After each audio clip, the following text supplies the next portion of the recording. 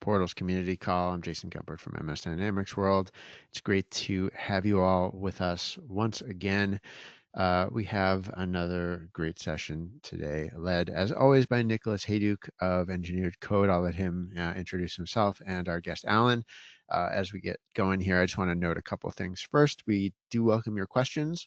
Please do enter them into the questions block anytime during the event. I know Nick always keeps a close eye on that. And we're also recording today's event, so if you miss any part of it, we will be sharing that with you as well. So with those out of the way, Nick, I think I can hand things over to you. Excellent. Thank you, Jason. I wish the title of our call today was Spas with Power Pages. I'm sure we'd all much rather be at a spa than working with Power Pages some days, but unfortunately it's SPA, single page applications with Power Pages. So hopefully that will be just as relaxing as a trip to the spa. All right, comedy aside, let's get going here. Quick intro, if this is your first time joining us, welcome. My name is Nicholas Hayduke.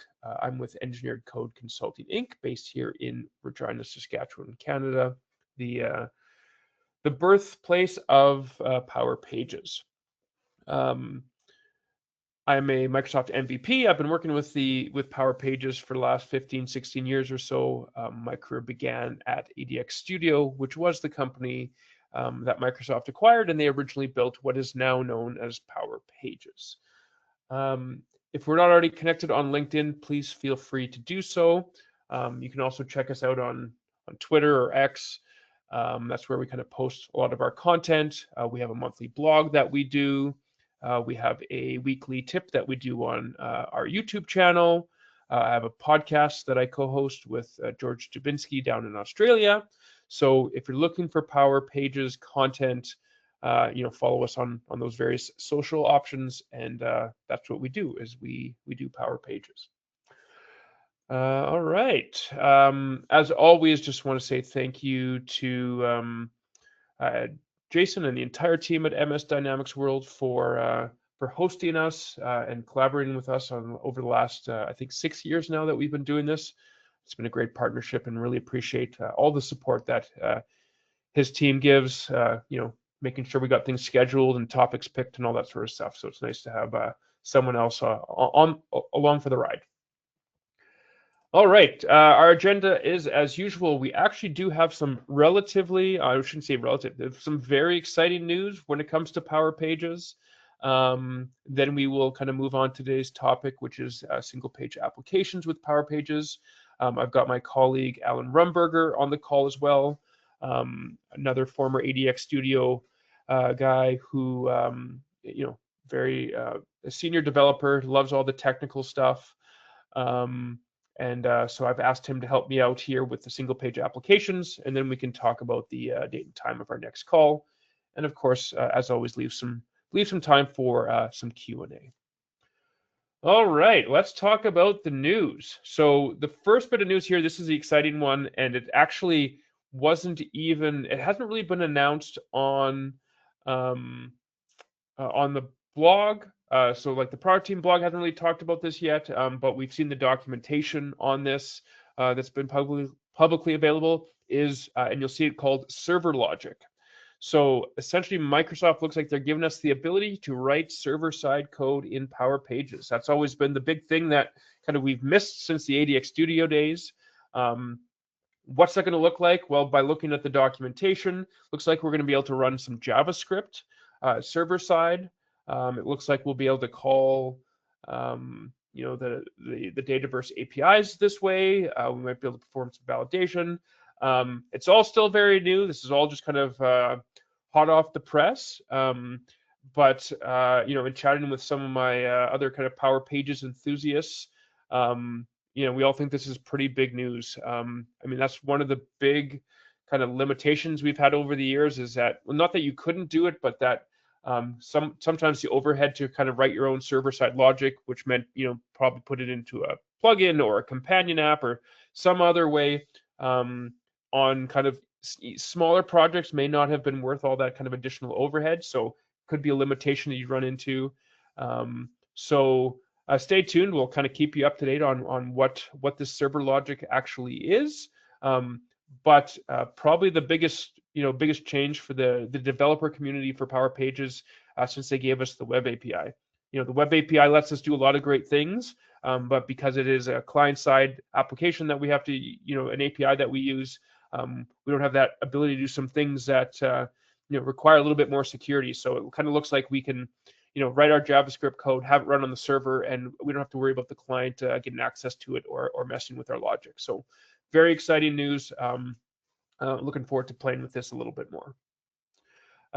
Beyond that, the announcements from the official announcements from the Prague team in terms of new Power Pages features here over the last month or so. If you're in Singapore or South Africa, sounds like you've got Power Pages within those specific data centers or specific regions.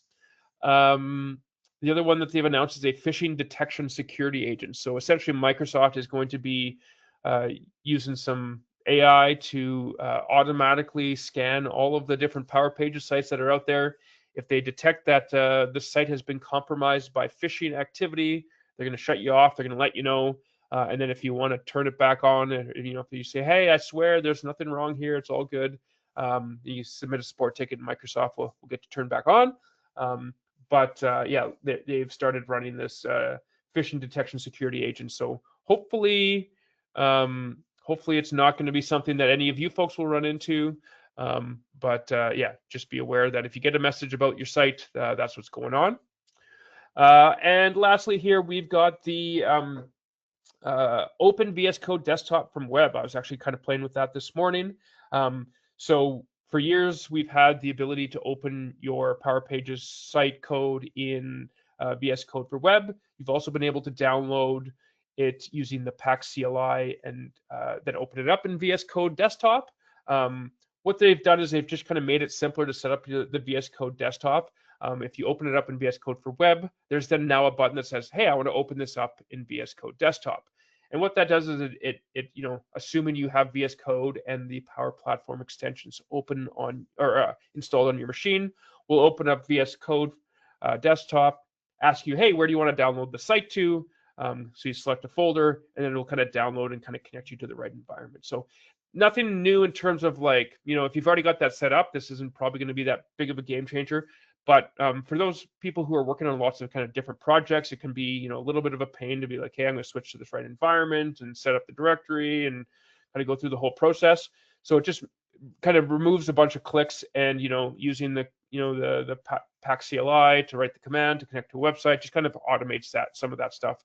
Kind of makes it quite a bit quicker to get the site running on your local machine. So those are the things. Again, that server logic. I see a comment in here from Omar. Like I said, there's been since the documentation became available, quite a bit of chatter with some of the other kind of Power Pages MVP and other community members out there, and we are all very excited. It's nice to get a feature that isn't kind of Copilot related. So this one I think will be open up a lot of possibilities on our project. So very excited to play with that. Okay, well that's what we've got in terms of news for this month. Let's get into today's topic. So as I mentioned, I do have a colleague with me. I will introduce him kind of a little bit later on. I've just got some slides here, but then we'll have Alan join us for, he's actually, spent some time working with the new single page application features that have come out. So we'll get him to kind of share his screen and kind of walk us through, what the process looks like and what his kind of experience has been with this kind of new feature that Microsoft has released. So, what is a single page application? So a single page application is a web application that loads a single HTML page and then kind of dynamically changes the content using JavaScript primarily as the user interacts with the app, rather than kind of going to different pages. So back in the day, an HTML website application, you'd click on a link and it would take you to a new page and the whole page would refresh. Single page applications use Ajax to kind of dynamically talk back to servers when they need to, and a bunch of JavaScript to change the application without visiting a new page. again, in the olden days when we had a single page application, the easiest way to tell was, the URL of the page that you're on would never change. Now there are, client side ways to, kind of create that URL history. You could use back buttons, all that sort of stuff. So you'll see that sometimes in single page applications. So you can sometimes be tricked into thinking, hey, is this actually multiple pages? But the key is that the browser is not not doing kind of a full page reload when it goes to these different pages. You can kind of, dynamically change, little parts of the page without doing a whole refresh and a whole GET request back to the server. So single page applications have been a popular technique that have existed in Power Pages. Typically, when you kind of run into the wall in terms of what you can do with the out of the box features of Power Pages. We've done them quite a bit for things like shopping cart experiences, where or experiences where you kind of you have a whole bunch of steps you need to go through. Think kind of about maybe a multi-step form, but you needed to write your own custom code to do that. So you'd write basically an app that would kind of sit in the page and can do a lot of cool fancy stuff. So this has been something that's been around for quite a while in terms of as a web development architecture. So SPAs are not something specific to Power Pages. They're used throughout all sorts of different web development technologies and platforms. What we're going to focus on today is we're not going to really show you how do I build an SPA. Again, that's pretty generic. It's not necessarily specific to Power Pages. What we're going to do is talk about, hey, so let's pretend that you already know how to write an SPA in general. What is it? And maybe you're new to Power Pages. So what is it about Power Pages that you should know if you're building a single page application? That's really going to be our kind of focus for today. Kind of giving people experience with SPAs the clues they need to build these with Power Pages. So I mean, the big thing is how do you get your code onto the page? So when you build a single page application, whether it's a single JavaScript file or multiple, typically you'll kind of bundle it all into one big JavaScript file and can maybe reference some external libraries. It's like, how do we actually get this on our Power Pages site? And again, over the years, there's been different techniques. Kind of the classic way to do it was you get your JavaScript file, you either upload it as a web file, you put it into a web template, or you can even host that JavaScript on some external server, some CDN network, Azure Blob Storage, and then you just include it via the content of the page. So you go into the copy section of the page, the HTML, you include the JavaScript. Maybe you have the div, if you're using React, you have your root div, you put it on the page, and that's how you get your single page application on Power Pages. And that was the technique we used for years and years. Then Microsoft came up with an alternative, and that was a PCF control. So rather than taking your JavaScript, putting it as a web file or hosting it somewhere else, you could build a PCF control. And then with a PCF control, you can use a liquid statement to really put that PCF control wherever you want. So that's how you would kind of insert it into the content of a particular page. What that gave you is kind of a way to bundle your code in a way that's different than a web file or a web template. It lets you bundle it as part of a solution. And so then it kind of follows that whole solution framework. So for people who are already experienced with PCF controls, it was kind of just a more familiar experience and a way to kind of package that and send it across. In the end, it kind of works the same way, whether you're dropping the HTML and JavaScript directly on there, or whether you're bundling it as a PCF control and using Liquid to put it on there. In the end, they're similar. So it really came down to kind of what way are you most comfortable with. Now, kind of what prompted me to have this particular topic today was some new functionality that Microsoft has just released. And the way they've kind of pitched it is, hey, do you want to make your whole Power Pages site a single page application? Like, forget all the other, forget lists and forms and web pages. Like, are you just building a Power Pages site that is going to be a single page application that you're going to write from scratch yourself? If so, let's make that easy for you. Let's give you some commands in the Pack CLI that let you just upload your app, and you don't have to worry about some of the other kind of Power Pages things. So again, that's what we're going to see from Alan here in a little bit. So those are the different ways that that you can do it. For us, we are typically creating our single page applications using React and TypeScript. And the last little while, we've kind of leaned towards the kind of bundling them as a PCF control. We do find that that's helpful. We find a lot of times those single page applications, they may have a use in, say, a model driven app. So by having it as a PCF control, we can kind of put it in also different parts of the Power Platform.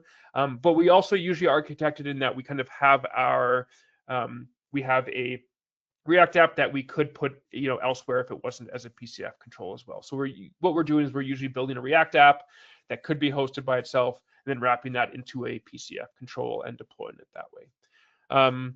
Again, project specific, to be honest, any of those options I think are fine uploaded as a web file. It just kind of, what are you most comfortable with, and what are, what other parts of your project you have? Do you have other parts of the project that are already as web files? Probably consistency is probably the way to go there. If within a single page application, the one thing to know about with Power Pages is the Power Pages web API. So again, if you're an experienced web developer building out SPAs, but you're new to Power Pages, definitely look into the web API. That's how we interact with the database via JavaScript. So it's perfect for the single page applications.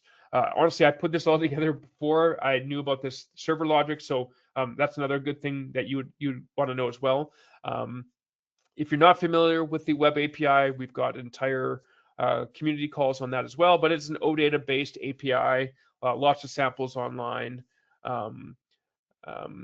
And it is something that whether you're, regardless of the techniques that we're talking about, all of them support the web API, including the PCF controls, where there's a built-in kind of dependency that you can include for getting access to the web API in PCF controls. Another thing that you might want to be aware of is Liquid. So you can't generally use Liquid directly in a single page application.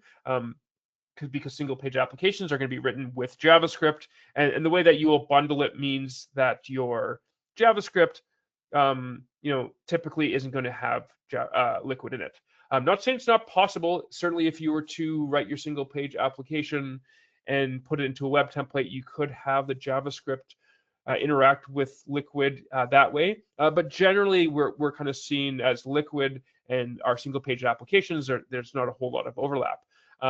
However, what we do use Liquid to do is potentially to initialize our single page applications with any needed parameters. So often what we'll do is we'll use Liquid to create some sort of JSON object that we then feed into our single page application as kind of like an initialization object. The other thing to keep in mind is you can still use Liquid to create, there's a kind of a technique of using Liquid to create a JSON web service. So that's where you create a page on your Power Pages site that returns JSON, and so you can basically call that page. It returns JSON, and you can treat it like a web service. So if you're doing that, you could also use Liquid to interact with Dataverse using the from your single page application. But generally, the actual application itself, we're not mixing Liquid with as well. All right. So let's talk about this new functionality. So what is this kind of thing? I'll just give a high level thing, and then I'll pass it off to Alan. But essentially, what it does is it attempts to replace your entire site with a single page application. Essentially, the way it does this is there are commands within the Pack CLI that lets you kind of create and upload the single page application kind of directly from VS Code. It does support things like authentication and the web API, and then there are kind of special JavaScript variables that are available that you can call to kind of get access to the user details, similar to what we would use Liquid for.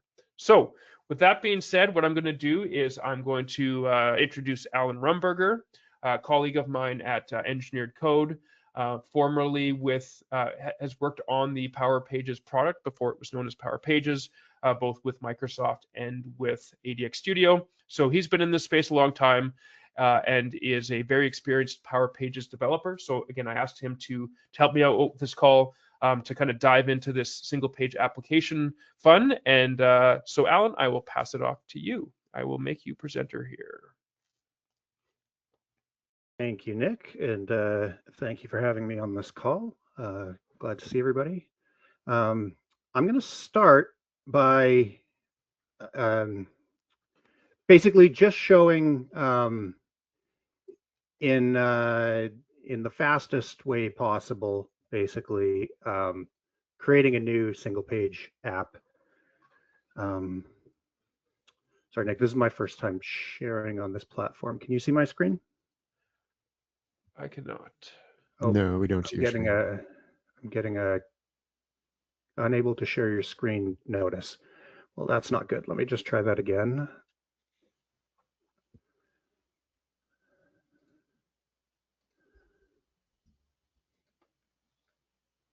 Yeah, now there we go. That's working. Okay. So I've created a simple React single page application using Vite. The command is quite simple to set that up. npm create Vite latest, creates it. Then I install the npm packages. Then I build it. Then I use the Power Platform CLI to upload the code site to what I'm calling Vite project in Power Pages. This first one failed, and the reason for that is there's an SVG in the project. So this is a bit of a gotcha, not super well documented, but you basically, if you come into your administration and change your blocked file extensions, you will need this recommendation is found in the GitHub with the examples, but not on like the main documentation page. You'll have to allow JavaScript, which your organization will block by default. And in this case, SVG, I wanted to, oh, why is it back? Anyways, it doesn't matter. The upload worked last time I did it. So yeah, it failed the first time because of that SVG. Second time, it uploaded. And then if we come to the Power Pages Design Studio and you go to inactive sites, you'll see that a new website has been created. The resources to actually host it have not been allocated yet. But just like with any site, we can reactivate the website and that'll set everything up. There we go, done. So that will just take a moment. While we're waiting for that, I'll show you quickly, actually not in this one. Let's do it in this one. So here's my new app. So this is all just an out-of-the-box Vite app. I didn't make any customizations to it whatsoever.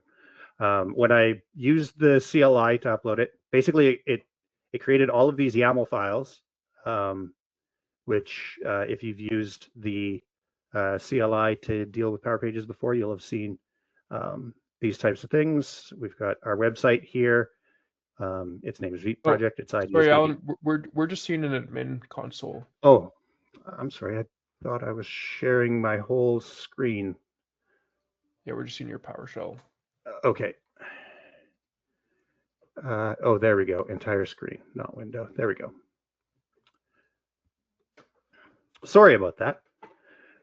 So yeah, you can see that it created this folder for the site that contains all of the YAML files that you would normally find when you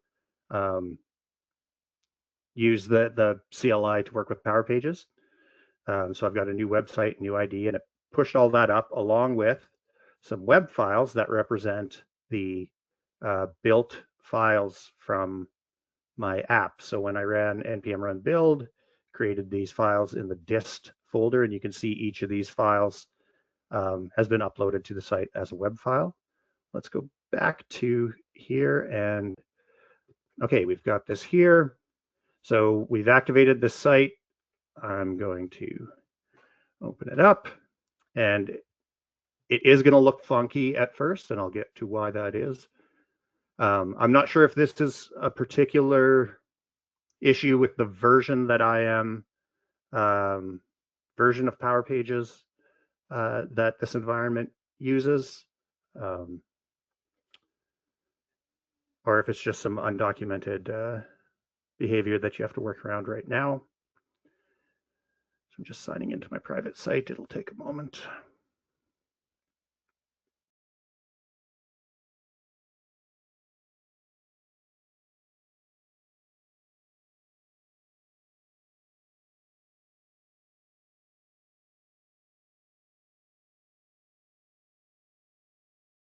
Okay, here it is. So as you can see, this doesn't look quite the way that you would expect. The way that I would expect this to look is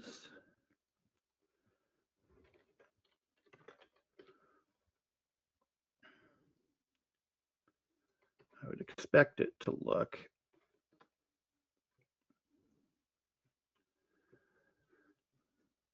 hopefully this loads up faster. There we go. I would expect it to look like this. It's just a simple demo app to get started with React. You can click it.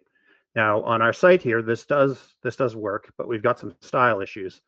Power Pages is inserting a lot of the same things that you would find in a regular Power Pages site. So it's inserting some JavaScript.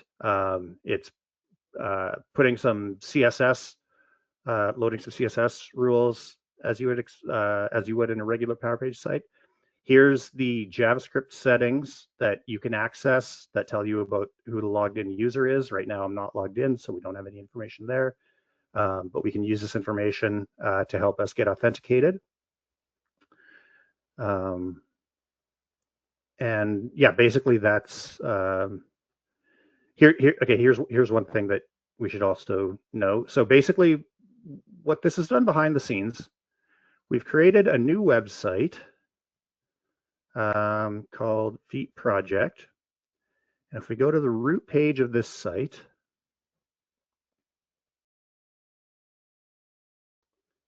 it's a page much like any other. It's using the default Studio template.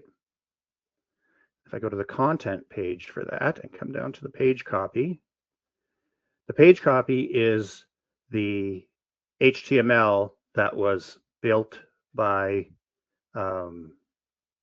my app. So when I built into this index.html, this becomes the page content. And so the home page basically just loads up the single page application. Okay, so let's talk about why it doesn't look like this and instead it looks like this. The reason is, just like all new websites that you spin up, we have some web files with styles and whatnot. So we've got Bootstrap that's coming in always. This Portal Basic Theme CSS. Every new portal has that theme.css. So if I just go like this and deactivate these 3 web files,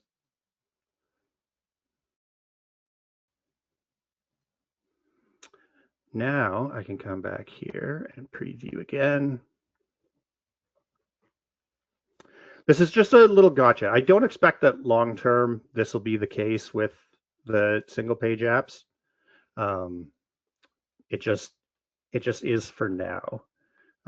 Okay, so that hasn't, I wonder if they're still loading. Well, either way, I'll move on. I've showed basically, how easy it is to get this up and running. I'll move on to a more complex example that I had already set up. That would be this demo site. If I load this up,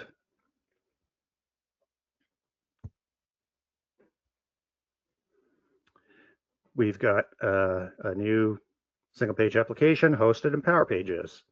Right now, it just has one page and a sign in page. I could sign in and it'll authenticate using Azure Entra ID. You can basically any of the authentication providers that you would use in any other Power Pages site, you'll be able to use here. You'll just, depending on the implementation, you might have different amount of work to do. So now that I'm logged in, it knows my profile. I can go to my profile. This just takes a moment to load. I didn't build any fancy sort of like loading screen, but what's happening right now is the web API is being called to load my profile. And hopefully it doesn't take very much longer. There we go. So we've used the web API to query my contact record, my name, my email address. I'm just going to change my name. My first initial is actually R, so I'm going to save. Now I'm saving using the web API. And it's authenticated. I'm getting a token to authenticate. Now my name has changed. You can also have a list of accounts. Just like in any other Power Pages implementation, the web API respects table permissions. So in this case, I've set up table permissions to allow me to list the accounts. I can read them and I can save them. So I've just created these simple forms just as an example of what you can do using the web API in a single page application. There's no out-of-the-box portal functionality in here with these single page applications. You obviously cannot use basic forms, multi-step forms, and lists the way that you would in Power Pages. You would have to make an implementation of that yourself, which is essentially what I've done here. Obviously, I haven't built in all of the functionality, but I've queried the record, I've displayed it as a table, and I've built the links that allow you to go.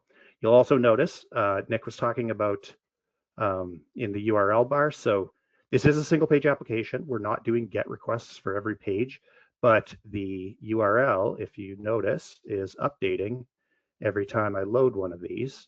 And that allows me to use my browser back button and my browser forward button. So it's not that hard to do. In this case, I'm using React Router, which is also used in the Power Pages sample for the car sales website. You can check that out on GitHub. So basically, that's it. I'll dive into a bit of the code. I'm not sure if everyone here is into code, but just to show if you are able, no, I don't want to do that. If you are able to do code, you have the ability to do different things to access the web API. So the first thing I'll show is the authentication piece. So those parameters, actually, why don't I show those first, just so that we can see what that looks like when you request and I'm logged in. So now that I'm logged in, we've got in JavaScript available to us, window.microsoft.dynamics365.portal.user, and that gives me this information, including the user roles. So this is another thing that you don't get out of the box with a single page app that you would in the traditional Power Pages is like limiting access by roles. So you can't just set up, a web page access control rule or anything like that. You'll have to, if you need to do something like that, you'll have to implement that based on, this parameter of like the user roles that are passed in. So in my app, if I wanted to have an admin area that's only available to like administrators, then I would check if the user roles includes administrators. In this case, it only includes authenticated users. So I wouldn't be able to see that if I had it. But I would have to handle all that logic myself. So basically, given this information and the tenant ID, which is going to be used for authentication. I'm sorry, wrong window. I can get the authentication token and I can create a login button, which is here. So this is the same page that is available on any Power Pages website. In fact, I can even show that it still exists here. Although I'm logged in, so I might not actually see it. Yeah, here it is. So here's that page. I'm not getting the site header and footer because of how the site is configured. But this is that same ASPX page that's been part of the product since it was ADX Studio Portals and longer. And that's basically what I've created on my login button is just this button here. So my code just sort of recreates what that, I keep going to the wrong window, recreates what that does. We send the request verification token, that's that token I requested. And the provider, which is login.windows.net/ whatever the tenant ID is, which I was able to get from that JavaScript. And we just submit this form and it just takes care of it from there. The form gets submitted. It's just a normal like page post of a form. And when it comes back, it sets your authentication cookie and everything, so it knows that you're logged in and redirects you back to the home page where your single page application now has your authentication information. And then for the logout, it's just as easy. It's this account/login/logoff. That's the same page that's available in any Power Pages site, and it'll redirect you to whatever you set as the return URL.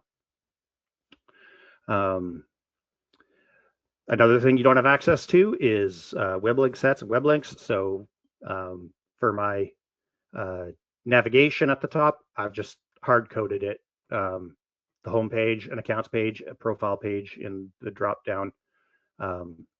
That's basically the way you would do it.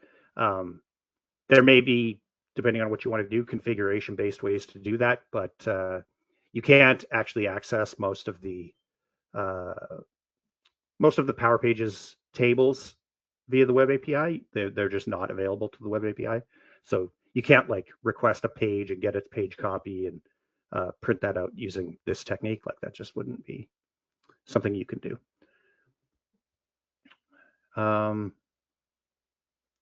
Yeah, that's, oh, I guess the last thing I'll show is the data access. So it's pretty simple for the GET requests. I don't have to even do any special authentication because it's just going to the _ API endpoint. It's on the same site. The cookies are being passed. The authentication just works.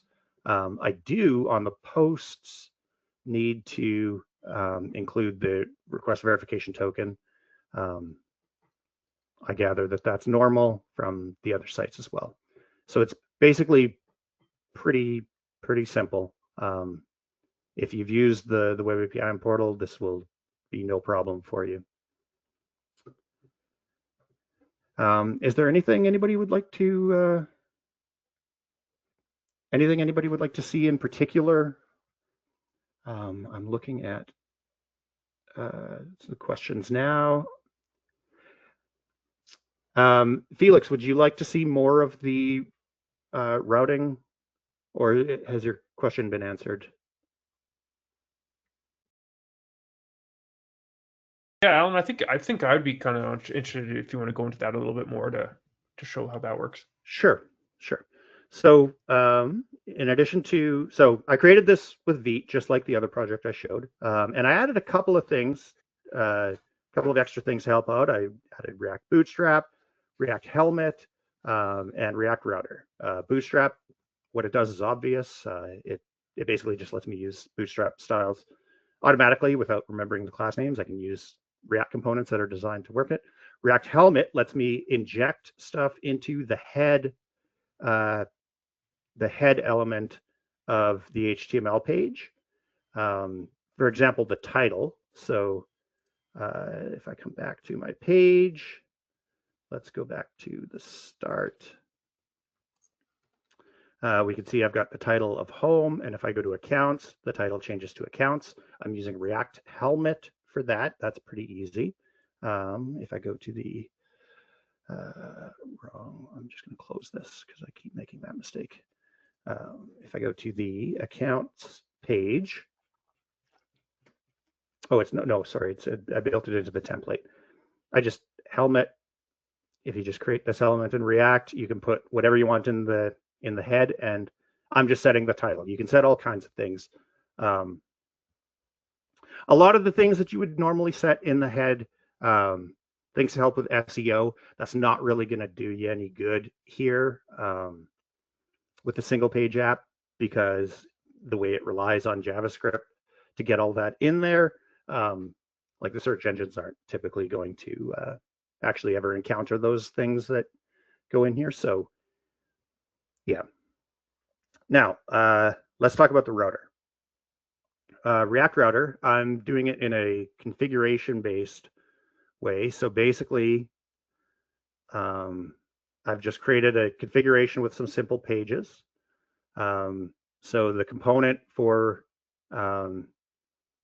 the index of just slash, like just the main site, is the home component. And if I go to the home component, you can see it's just a pretty simple little React app that just contains a couple of lines. I did create this default template that all my pages use just to sort of keep it consistent. It just does the helmet, puts the header and the footer on every page, so I don't need to worry about that in every page.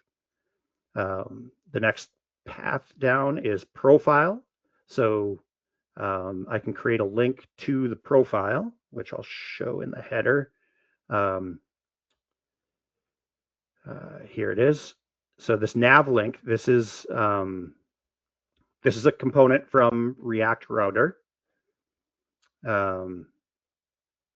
that basically I just say nav link to /profile, and it will match that up using this route configuration. And basically it knows to load the profile. It knows that when the page is requested, we want to do this method, this get profile method. So what that's doing is that's that one that was waiting as we load up my contact record from the API.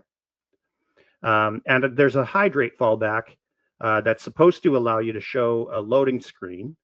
So I've just created a simple one that all my pages use that just says, please wait.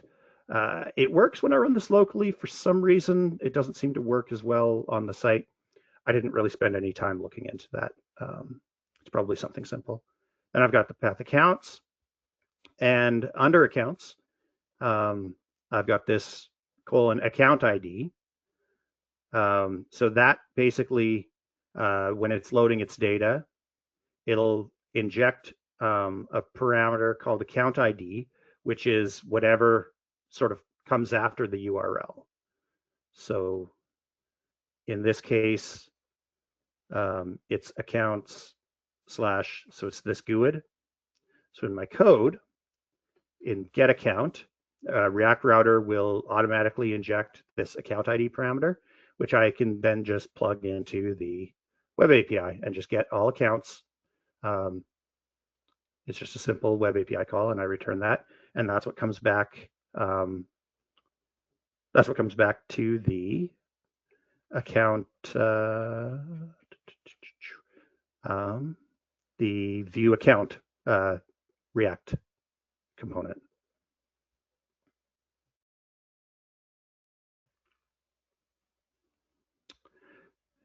Are there any more questions about the routing?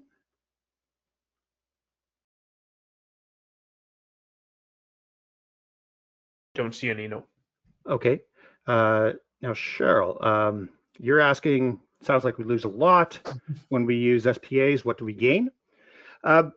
Basically, what we gain is the ability for a developer who is comfortable and capable of quickly creating a single page app, which is a common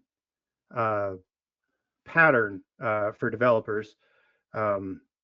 Basically, you allow them to just develop their app the way they normally would and push it to Power Pages, where we have access to the web API and its permission structure for accessing the data. Now, whether that's a huge gain over using something like a companion app and the traditional ways of doing a single page app in Power Pages, like Nick mentioned, like uploading your own JavaScript or creating a PCF control, I don't know. I'm not sure yet what there is to be gained by that, other than that basically, I as a developer am comfortable creating a React app quickly using Vite. I can now do that and put it directly to Power Pages without having to go through a lot of other rigmarole. Yeah, sure. I do have some thoughts on that as well. I've got a slide here about kind of what, once Alan's done, I'll share my thoughts on where I think the value is. So stay tuned for that. Okay. Are there any other questions? Anything people would like to see in more detail? The security.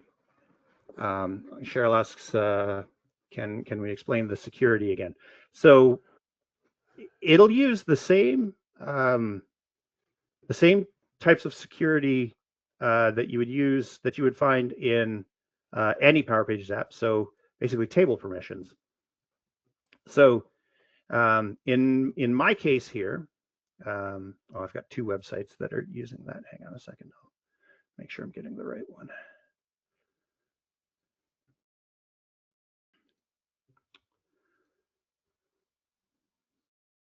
So for my table permissions, just for expediency, I opened it up. So I set global permissions for authenticated users that we can read, write.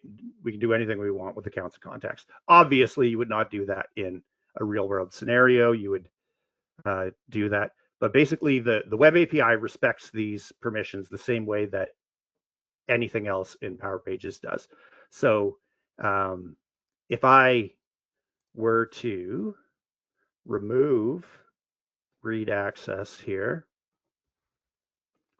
and come back and preview this on the desktop and go to accounts.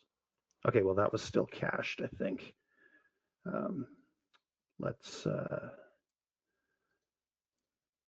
try doing another load. Okay, yeah, now that's not cached. So I didn't really build any error handling in here, but if I open my dev tools for this app, oh, we're getting accounts. That's interesting. I know it does respect them because I'm just going to delete the accounts table permission altogether for this site.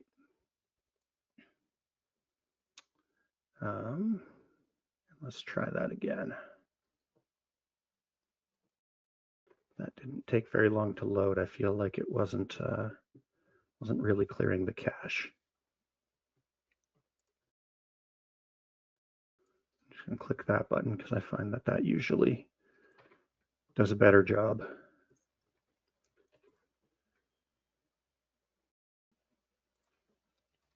There we go.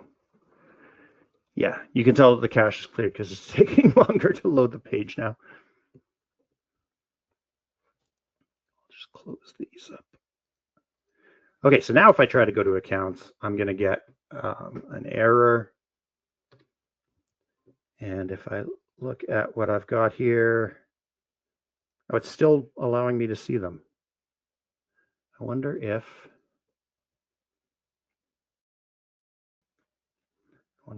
it was this one. I'm not sure why there were two versions of it, but we'll delete that and we'll try this again. Whoops, I meant to hit preview. Oh well.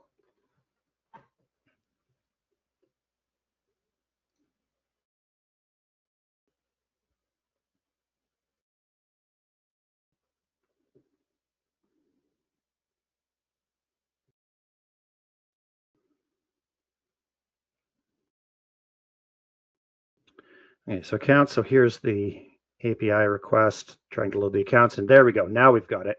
We've got a 403 forbidden error on accounts. And if we look at the error itself, it says you don't have permission to read the account table.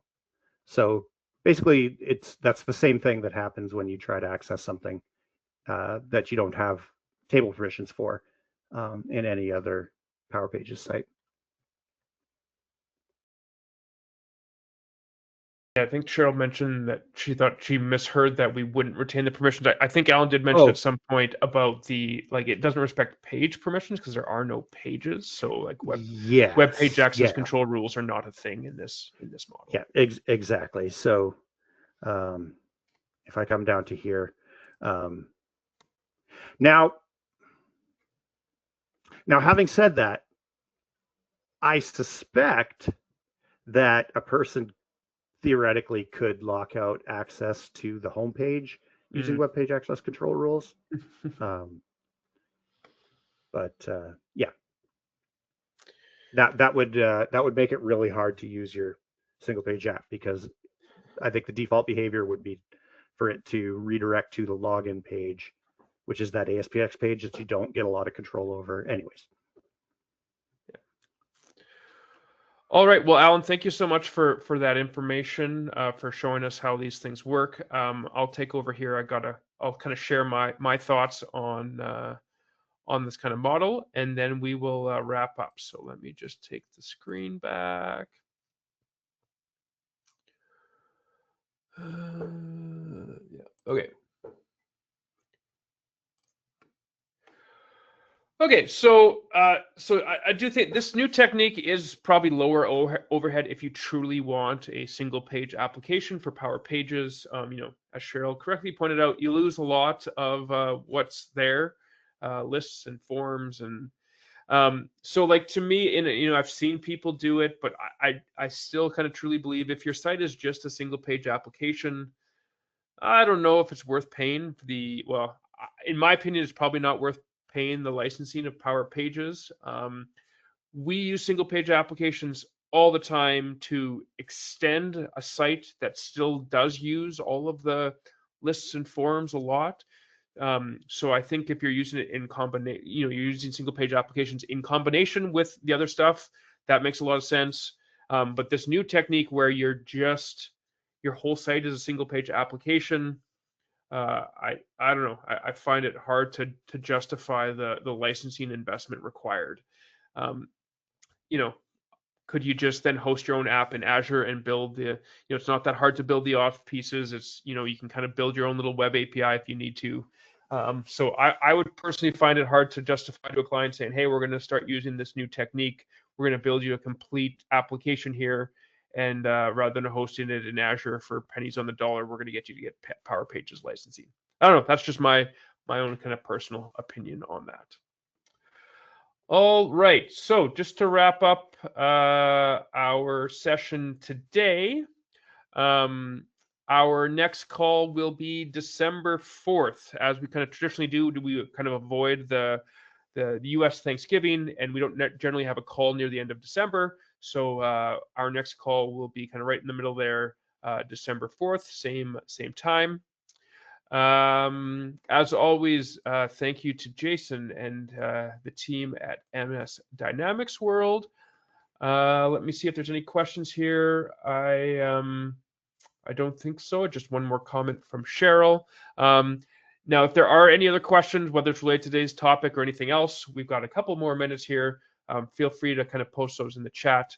But otherwise, if any of you folks happen to be coming to Vegas next week for the Power Platform Community Conference, I will be attending that. I do have a session on Power Pages, so please come and say hi. Jason, I'm not sure if you're heading to Vegas or not. Were you in Orlando this week? I was not in Orlando, but I will be in Vegas. We're a media partner for that event. We've had a little bit of coverage already, pre-event coverage, and I'll be reporting there next week. So hope to see you there. All right. Well, I will see you there.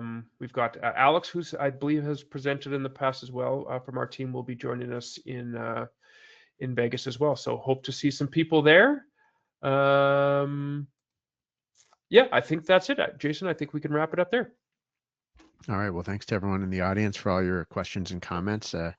Glad to see that this topic really scratched that itch for some people. So thanks again, Nick and Alan, and thanks everyone. We will wrap things up there. Have a good day.